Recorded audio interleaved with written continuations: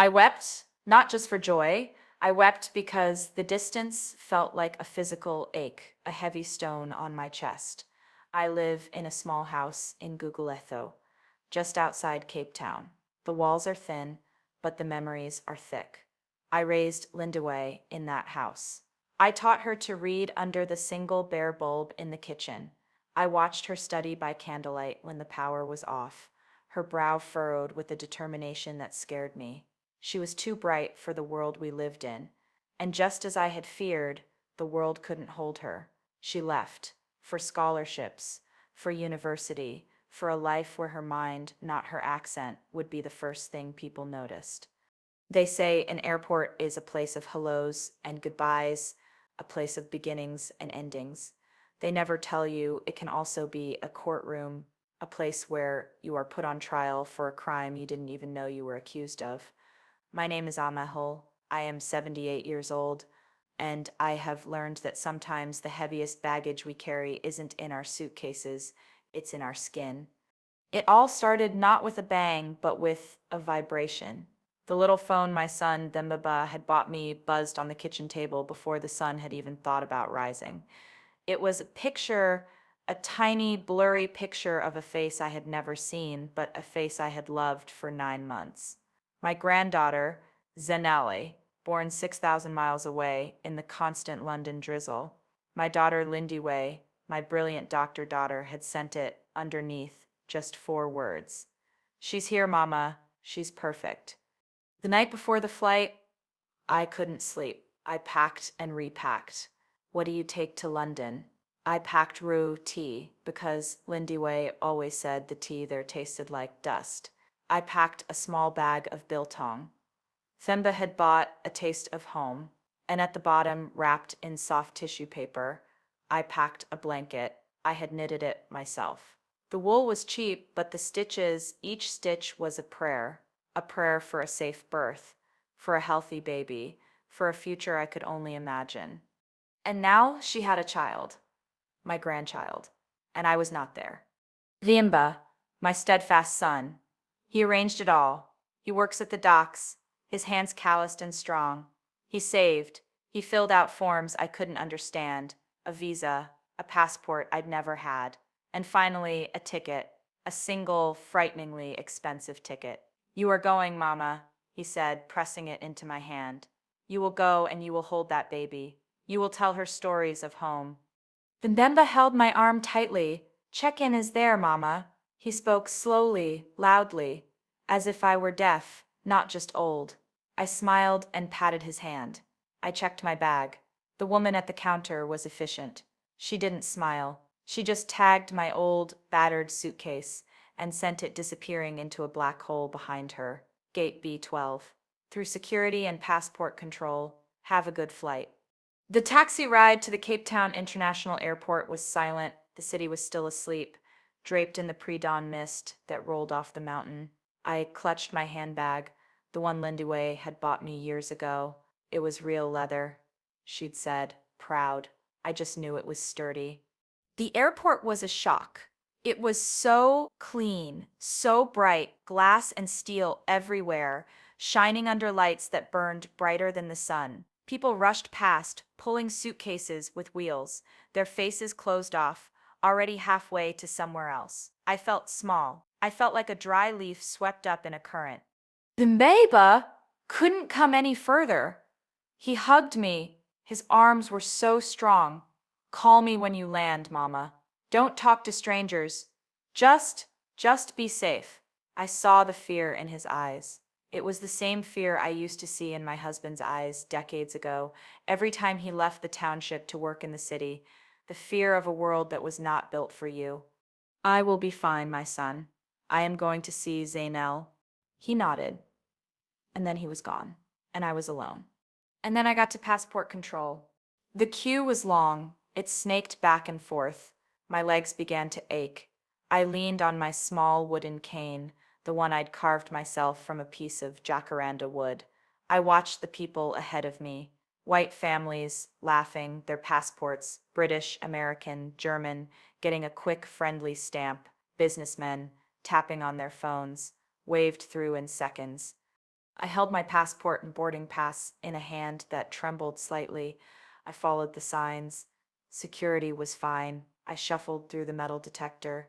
I put my handbag in the tray. They didn't even look at the tea. I was just another old go-go, another grandmother. I shuffled forward. I handed my green South African passport to the man in the booth. He was young, not much older than Themba, but his eyes were different. They were cold. He wore a crisp, dark blue uniform with a name badge, Venter. And then there was me. He opened my passport. He scanned it. Then he scanned it again. He looked from the picture to my face. The picture was new, taken for the visa, but I still looked like myself, tired, perhaps. But it was me. He tapped on his computer. He frowned. He looked at my boarding pass. London. It didn't. I am visiting my daughter, I said, trying to keep my voice steady, and my new grandchild. She was just born. I smiled, hoping the joy would cross the divide. Purpose of your visit? His voice was flat. English, but with the hard edges of Afrikaans. He tapped on the computer again. Tap, tap, tap. The sound was sharp in the quiet hum of the hall. He looked at me, really looked at me, for the first time. His eyes traveled from my simple headscarf, down my patterned dress, to my old, comfortable shoes. It was not a look. It was an assessment, a calculation. My heart stopped. Is there a problem, officer? Step aside, please, he said. Step aside. Wait here. If you're finding this story in your heart, perhaps you could take a moment to subscribe. We have so many tales, so many lives that wait to be told. He didn't shout. He didn't have to. The cold authority in his voice was enough. I moved to the side, out of the line. People stared as they walked past. I felt a hot flush of shame. What had I done? I was just standing there, a small old woman trying to see her grandchild. He made me wait for 10 minutes, an eternity. People flowed around me like a river around a stone. I was invisible. And at the same time, terribly visible. I was the problem. The thing that didn't fit. He led me through a frosted glass door into a small windowless room.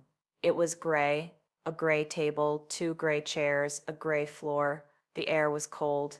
It smelled of stale coffee and disinfectant. It was the smell of authority, the smell of places where you go in, but you aren't sure if you will come out. Finally, Officer Venter came out of his booth. He didn't look at me this way. Amahil Kumalo, he said, reading my name from the passport as if it were a foreign word he was trying to pronounce. You are traveling to London. He sat down behind the table. He motioned for me to sit. I sat, my hands gripping the handle of my handbag in my lap.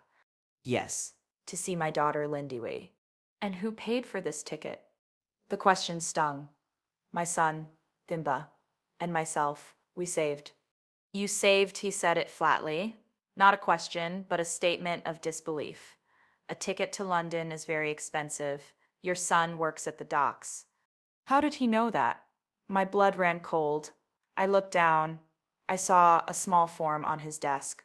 My visa application. My son's details. My address. My whole life summed up on a single piece of paper and found wanting. I'm sure he does. Officer Venter leaned forward. His eyes were the color of a winter sky. And your daughter, the doctor. Lindiwe Kumalo. He is a good son, I whispered. He works hard. Yes, she is a doctor at a big hospital in London. I felt a flash of pride. Maybe this would be enough. The word go-go, grandmother, but from his lips it was not a word of respect. It was a dismissal. It was a pat on the head. He smiled. It was a small, thin smile that didn't touch his eyes. It's a good story, Gogo. He turned to his computer. The thing is, we see a lot of good stories. People like you, your intentions are not always clear. Your visa says family visit, but often family visits means I am not coming back. You understand? But I said nothing, because I knew in that gray room my words had no value. I wanted to tell him. I wanted to shout. I wanted to say, why would I not come back? My son is here. My home is here. My husband is buried here. This red earth is in my bones. I am not running to your cold, gray London. I am just going to hold a baby.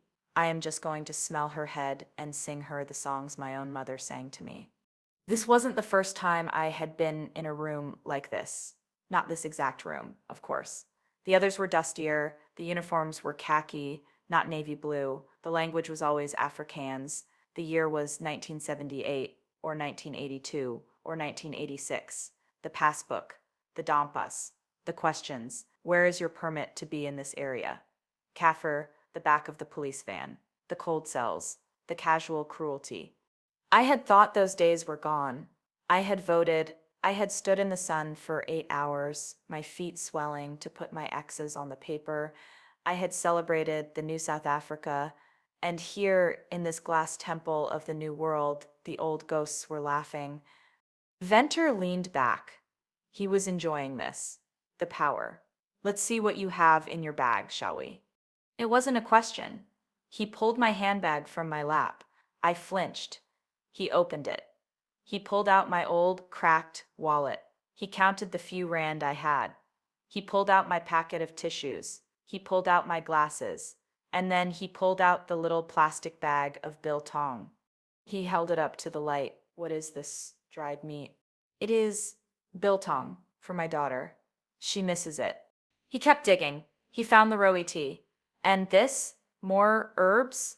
I felt a sharp, stabbing pain.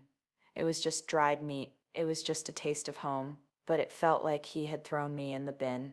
He sniffed it. A look of disgust crossed his face. Primitive, you cannot take this. Agricultural regulations.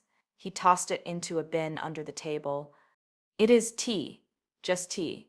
He sighed, as if I were the biggest burden of his day. He tossed the tea in the bin. You people, he muttered just under his breath. He switched to Afrikaans, perhaps thinking I wouldn't understand. You people never learn. You always try to sneak things through. You think the rules are for everyone else. But I do understand Afrikaans. I understand it perfectly. I grew up with it. It was the language of the balls, the language of the policemen, the language of the Europeans only, sign on the bench. The silence in the room stretched. He was waiting. He wanted me to cry. He wanted me to beg. He wanted me to be the old, ignorant woman he had already decided I was. He looked at me, a smirk playing on his lips, waiting for a reaction I would not give. I just stared at my hands which had scrubbed white people's floors, my hands which had raised a doctor and a dock worker, my hands which were now apparently the hands of a criminal. And I thought of Zanel, the little face, the little life waiting for me, and I knew I could not break. Not here, not for this small, cold man.